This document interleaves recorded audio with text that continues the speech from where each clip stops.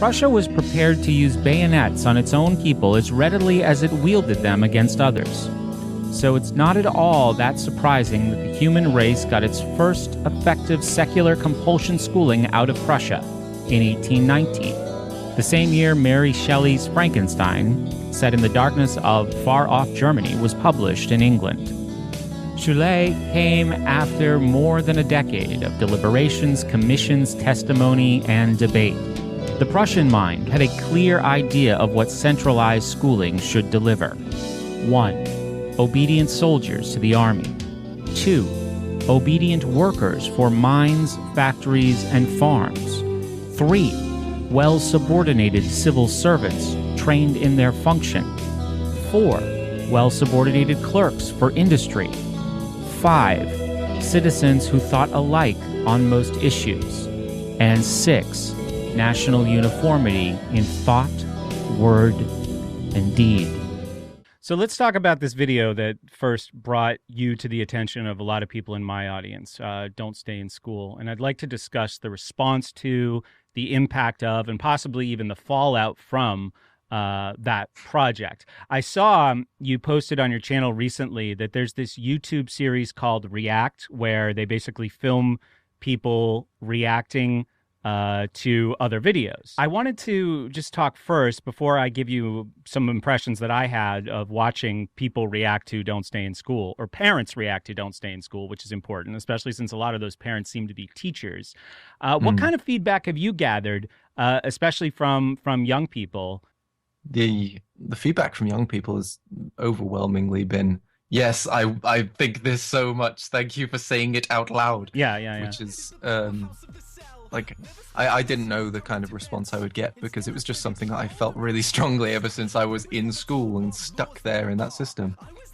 So from young people, there's a few people who think that by using the clickbaity type of title, I might be discouraging people from going to school, even though, like, in the lyrics I specifically mention at the end, it's the pointless topics that I want to not stay in school, not the people. But loads of people have specifically said that they like young people, they understand that that's not the message of the song. The message of the song is to make school do more useful things. And I think in general, the adults that have seen it, generally the response from them, it might be the bias to the people who care enough to actually say something, but it tends to be people who are really supportive of the message as well. So yeah. Well, it's interesting because you mentioned, like, the actual Don't Stay in School refers to getting a lot of the antiquated crap out of the Yes. schools, right? Well phrased. Yeah. And maybe I'm more of a cynic, and I wonder if that's actually something that would ever happen. I've argued a lot on my show that school actually serves its function. And I think that's something that we could talk a little bit more about. I thought that in that React video, it was interesting how much agreement there was with the specifics of your message from the parents, right? It was like lyric after lyric. They were saying, yeah, that's true. But then when it came to their impressions of the title, which I think a lot of them interpreted as actually kids get out of school, they didn't really, they balked at that, right? They didn't like that message. And I'm wondering with this latest video that we'll get into in more detail in the future, if your thinking is evolving a little bit on the whole staying in school thing, now that you realize that, well, there's not just one way to, I don't even want to say do education, because I actually make a pretty significant distinction between schooling and education. As I think you probably would as well. Just being in school doesn't mean you're getting an education. So are you maybe expanding now beyond just like, let's get the negative stuff or the antiquated stuff out of school, and maybe like a lot of young people would be better served if they went someplace else and did something else?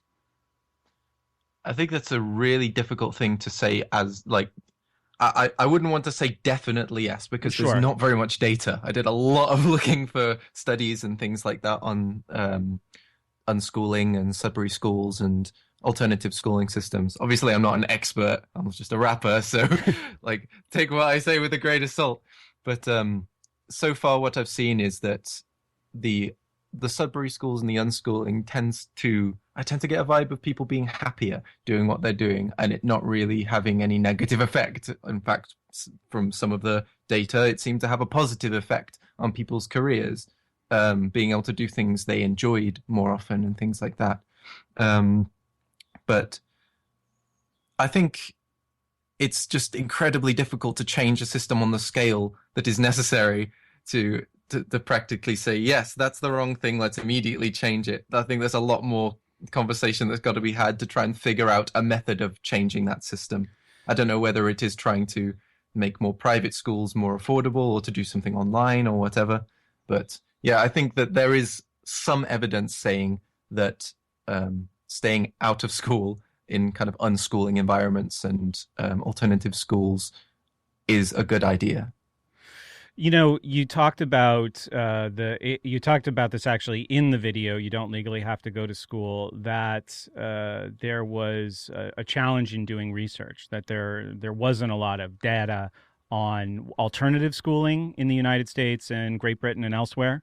Was that the problem? It's freaking crazy, to be honest. You'd think that something as important as education, there'd be a crap ton of government funding into educations, into studies into this kind of education. Yeah. But apparently not. It seems quite rare. Like Bill Gates was doing one of the biggest charter school studies, and well, not him personally, but like it seems like something that more people would be interested in funding. Yeah, absolutely. The studies themselves, sure. Did you happen across any information about the origins of the schools or the ideologies behind the very idea of government-run public schools in your research? I don't think I looked at the starting point. I know that for government-run ones, do you have a story to tell? Gosh, I have so many stories to tell. We only have an hour. I was hoping, I know you can help a lot of the people that I try to reach a lot, and I was hoping that maybe I could, return the favor and help out maybe some of the people that you try to reach as well. The origins of the school system in the United States are actually quite dark. And when the systems were originally being adopted in like the 1850s and the 1860s. Oh, is this the Prussian system? Yeah, people were in the streets with pitchforks, metaphorically, over this.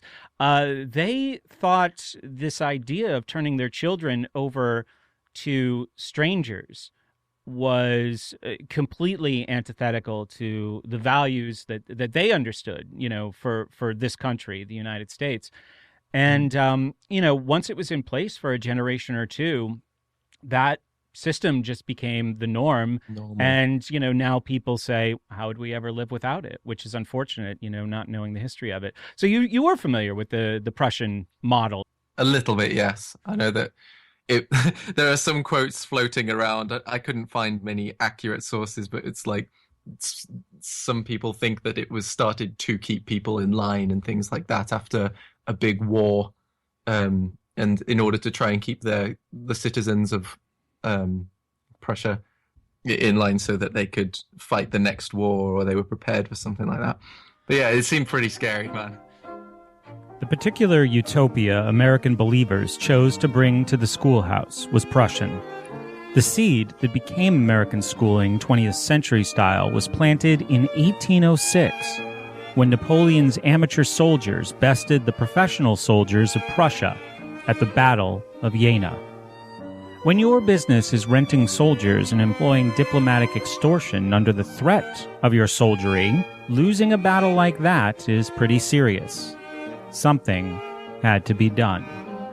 The most important immediate reaction to Jena was an immortal speech, the Address to the German Nation, by philosopher Johann Fichte, one of the influential documents of modern history leading directly to the first workable compulsion schools in the West.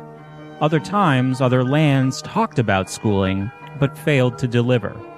Simple forced training for brief intervals and for narrow purposes was the best that had ever been managed. This time would be different.